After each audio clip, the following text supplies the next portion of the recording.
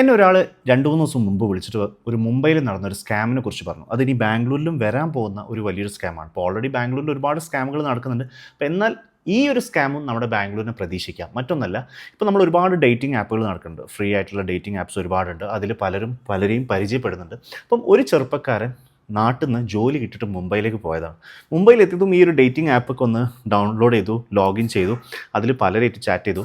അതിലൊരു മുംബൈയിലുള്ളൊരു പെൺകുട്ടീനായിട്ട് കമ്പനിയായി. ഈ പെൺകുട്ടീനായിട്ട് കമ്പനിയായി കുറേ നേരം ചാറ്റിങ്ങിലേക്ക് എത്തിയപ്പം ഒന്ന് കാണാം എന്നുള്ള ഒരു മൈൻഡിലേക്ക് എത്തി. അപ്പം എവിടെ വെച്ച് കാണാം എന്ന് ചോദിച്ചപ്പം നമുക്ക് നല്ലൊരു റെസ്റ്റോറൻറ്റിൽ ഇരിക്കാമെന്ന് പറഞ്ഞപ്പം ഈ പെൺകുട്ടി പറഞ്ഞു, നിങ്ങൾ എന്നെ സെലക്ട് ചെയ്തോളൂ, ഏത് റെസ്റ്റോറൻറ്റാണ് വേണ്ടത്. അപ്പം ഈ ചെറുപ്പക്കാരൻ പറഞ്ഞു, ഞാൻ മുംബൈയിലെത്തിയിട്ട് ആകെ ഒരു 5-6 ദിവസമായിട്ടുള്ളൂ, നീ തന്നെ പറയാം ഏത് റെസ്റ്റോറൻറ്റാണ് വേണ്ടത്, അല്ലെങ്കിൽ എവിടെ പോയിരിക്കാം, പ്രൈവസി ആയിട്ട് സംസാരിച്ചിരിക്കുക എന്നൊക്കെ ചോദിച്ചു. അങ്ങനെ ഈ പെൺകുട്ടി പറഞ്ഞു, ഇങ്ങനൊരു റെസ്റ്റോറൻറ്റ് ഉണ്ട്, നമുക്ക് ഇവിടെ പോകാമെന്ന് പറഞ്ഞു. അങ്ങനെ ആ റെസ്റ്റോറൻറ്റിലെത്തി ഇവർ ഫുഡൊക്കെ ഓർഡർ ചെയ്തു. പല സംഭവങ്ങൾ, ഹുക്ക, ഫുഡ്, ഡ്രിങ്ക്സ് ഒക്കെ ഓർഡർ ചെയ്തു. ലൈക്ക് ഇവൻ്റെ മൈൻഡിൽ ഒരു 5000 റുപ്പീസാണ് അവൻ ബില്ല് കാണുന്നത്. 2 പേരല്ലേ ഉള്ളൂ. അപ്പോൾ ഇവനക്കൊരു ഡൗട്ട്, കാരണം വല്ലാതെ ഇവരെ സ്വീകരിക്കുന്നുണ്ട്, ബൗൺസേഴ്സ് ഉണ്ട്, അവിടെ മാനേജർമാരുണ്ട്. അപ്പോൾ ഇവനക്കൊരു ഡൗട്ട് അടിച്ചിട്ട് ഇവൻ ഒരു ബില്ല് ചോദിച്ചു, എത്ര ആയി ഫുഡിൻ്റെ ബില്ലും ചോദിച്ചപ്പോൾ അതിന് ബില്ല് വന്നിരിക്കുന്നത് 42,000 രൂപയാണ്. ഇവൻ ആകെപ്പാടെ ഞെട്ടിപ്പോയി, എന്താ ചെയ്യുക? കാരണം നോക്കുമ്പം ഇതൊരു സ്കാമായിട്ടാണ് അവിടെ നടക്കുന്നത്. കാരണം ഈ പെൺകുട്ടിയും ഈ ഒരു കമ്പനിയും കൂടി, ഈ റെസ്റ്റോറൻറ്റ്സും കൂടി കൂടിയിട്ട് ഇയാൾക്ക് നല്ല രീതിയിലൊരു പണി കൊടുത്തു. അവനോട് പറഞ്ഞു, ബില്ല് അടയ്ക്കാതെ പോകാൻ പറ്റില്ല, ഒന്നും ചെയ്യാനും എനിക്ക് പറ്റുന്നില്ല.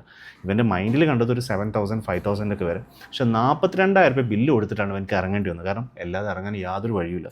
അപ്പം ഇങ്ങനെ തന്നെ നമ്മളിപ്പോൾ ബാംഗ്ലൂരിലും പല ആൾക്കാർ വരാറുണ്ട്, മുംബൈയിലും പല ആൾക്കാർ പോകാറുണ്ട്.